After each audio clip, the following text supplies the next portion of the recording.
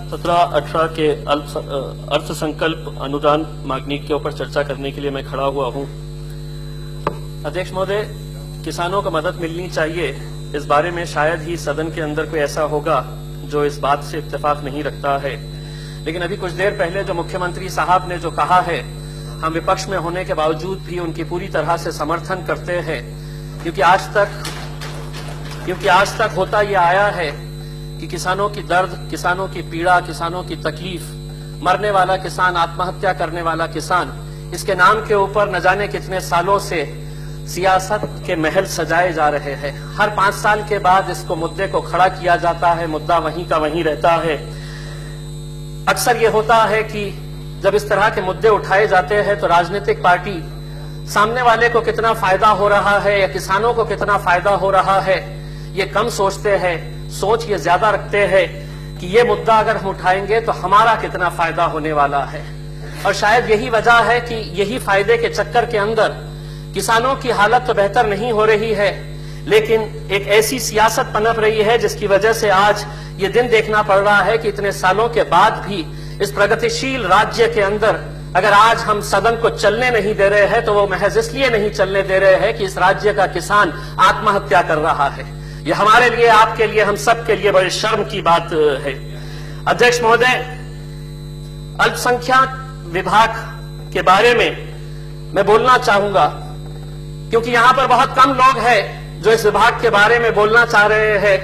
और क्यों नहीं बोलना चाह रहे हैं मुझे नहीं पता है, लेकिन कहां से शुरू करूं, कहां खत्म करूं, मुझे खुद नहीं समझ में आ रहा है। क्योंकि वित्त मंत्री सुधीर मुनगंटीवार साहब का ये 2 पेज 2 किताबों का जो भाषण है, ये 2 किताबों का भाषण महज 2 पैराग्राफ के अंदर उन्होंने माइनॉरिटीज को यहीं पे खत्म कर दिया।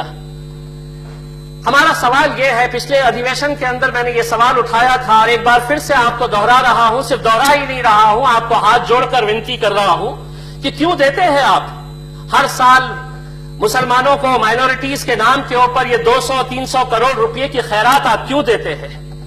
नहीं दीजिए, मत दीजिएगा इन्हें।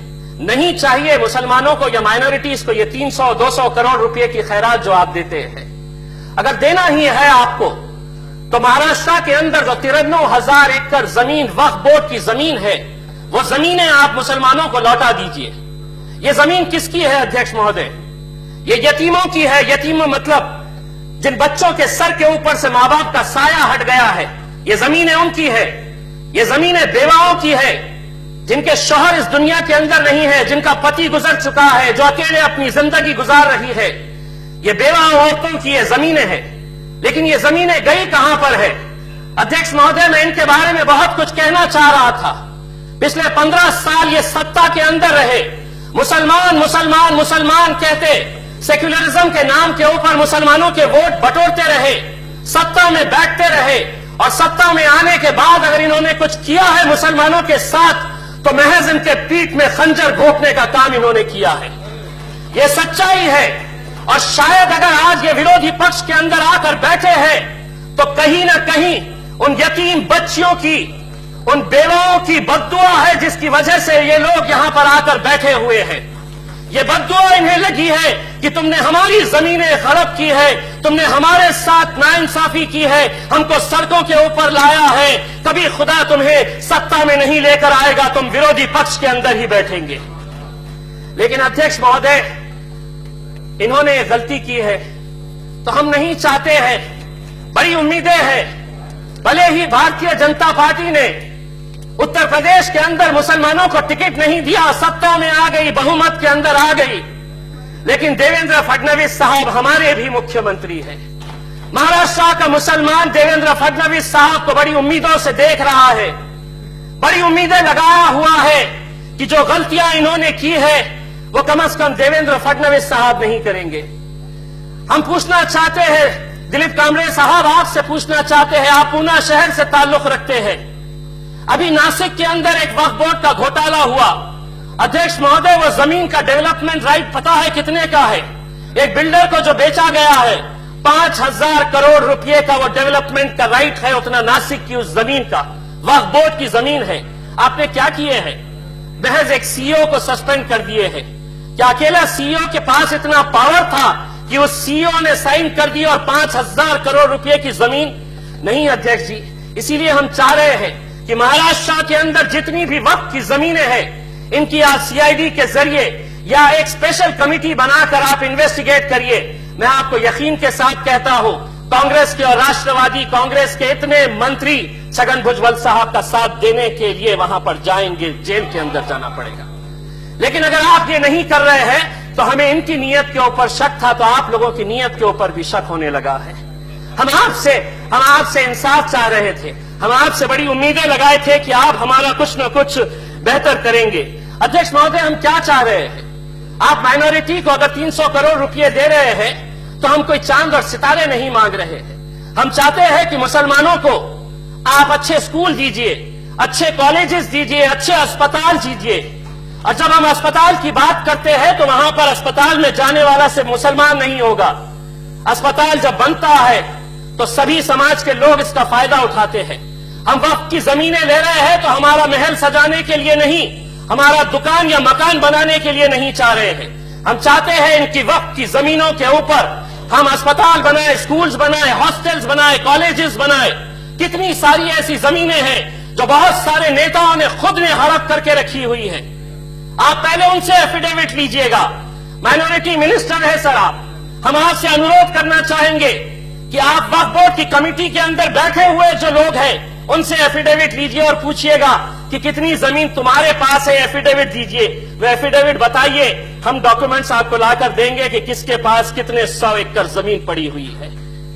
लेकिन अगर आप ये नहीं करेंगे तो कहीं ना कहीं शक की नजर से पूरा माइनॉरिटी समाज आपकी तरफ भी देखेगा। अध्यक्ष महोदय, कोई भी नहीं है, मैं ही बोल रहा हूं, मैं अपोजिशन के नाम के ऊपर। अध्यक्ष महोदय, महज 8 करोड़ रुपया दिया गया है, 8 करोड़ रुपया दिया गया है कि मुनगंटीवार साहब ने जब कहा है कि हम 8 करोड़ रुपया दे रहे हैं ताकि माइनॉरिटीज के जो बच्चे हैं वो आईएएस बन सके, उनको ट्रेनिंग के लिए आईपीएस बन सके। कितने बनेंगे, कितने बनेंगे? आज पूरे महाराष्ट्र के अंदर एक भी मुस्लिम आईएएस ऑफिसर नहीं है। आपने 8 करोड़ रुपए दे दिए, 1 बन जाएगा, 2 बन जाएगा, 3 बन जाएगा। हम चाहते हैं कि अगर आप रिजर्वेशन अगर देंगे मुसलमानों को तो मुसलमान क्लर्क भी बनेगा, चपरासी भी बनेगा, ऑपरेटर भी बनेगा, गवर्नमेंट ऑफिसेज में उसे कांस्टेबल की नौकरी भी मिलेगी। आप इनका नहीं सोच रहे हैं। आपने 8 करोड़ रुपए देकर ये बड़ी अच्छी घोषणा कर दी है कि आईएएस बनाना चाहते हैं। कितने बनेंगे आईएएस? बन के कितने बनेंगे? 2 बनेंगे, 4 बनेंगे, लेकिन 15% आबादी को अध्यक्ष महोदय आप इस तरह से नहीं छोड़ सकते हैं। अध्यक्ष महोदय, मैं जब पिछले अधिवेशन के अंदर एक बात कहा था तो मैंने लोगों से यह कहा था कि मुझे आप राजनीति के चश्मे से मत देखिएगा। मैं भी इस राज्य के अंदर रहने वाला, इस मुल्क का एक शहरी हूं और मुझे गर्व है कि मैं हिंदुस्तानी हूं। अध्यक्ष महोदय, मुझे बड़ा अफसोस होता है जब आप स्मारकों के नाम के ऊपर, जब पुतलों के नाम के ऊपर कई हजार करोड़ रुपयों की घोषणा करते हैं। जिन महापुरुषों के नाम के ऊपर इस बजट के अधिवेशन के अंदर मुनगंटीवार साहब ने घोषणा की है, 4 महापुरुषों के नाम के ऊपर 300 करोड़ रुपए दिए जाएंगे। 4 महापुरुषों के नाम के ऊपर 300 करोड़ रुपए खर्च होंगे और इसी राज्य के अंदर रहने वाले 15% माइनॉरिटी की आबादी को कितना पैसा? 300 करोड़ रुपए। तब जाकर हमें समझ में आया, जो चले गए इस दुनिया से, उनके 4 लोगों के नाम पर 300 करोड़ रुपए, और जो करोड़ों लोग आज जी रहे हैं और मर मर कर जिंदगी गुजार रहे हैं, उनको कितना? तो 300 करोड़ रुपए। अब समझ में आया हमें, भाजपा जब नारा लगाती है सबका साथ सबका विकास, तो अब समझ में आया है कि जिंदों के लिए और जो मर गए हैं उनके लिए भी आप कितना इंसाफ करते हैं। हम हाथ जोड़कर अनुरोध करना चाहेंगे आपसे कि आप माइनॉरिटी के नाम के ऊपर अध्यक्ष महोदय, कई सालों से हमारे साथ खिलवाड़ किया गया है, कई सालों से खेला गया है। हम आपसे यही अनुरोध करना चाहेंगे कि जिस तरह से हम भाजपा की सरकार, हम भले ही विरोध के अंदर है, हम भले ही आपका और हमारा वैचारिक मतभेद हो सकता है, लेकिन इस राज्य के अंदर आपको इतनी बड़ी आबादी के बारे में भी सोचना पड़ेगा। आपको सोचना पड़ेगा कि मुसलमानों की बस्तियों के अंदर भी विकास करना पड़ेगा। हम भी चाहते हैं कि अगर हमारे बच्चे अच्छे स्कूल में जाए, कॉलेज में जाए, उन्हें भी अच्छी शिक्षा मिले, तो इस राज्य के, इस देश की तरक्की के अंदर हम भी हाथ बटाना चाहते हैं और हमें पूरा यकीन है ये मौका आप हमें जरूर देंगे। धन्यवाद।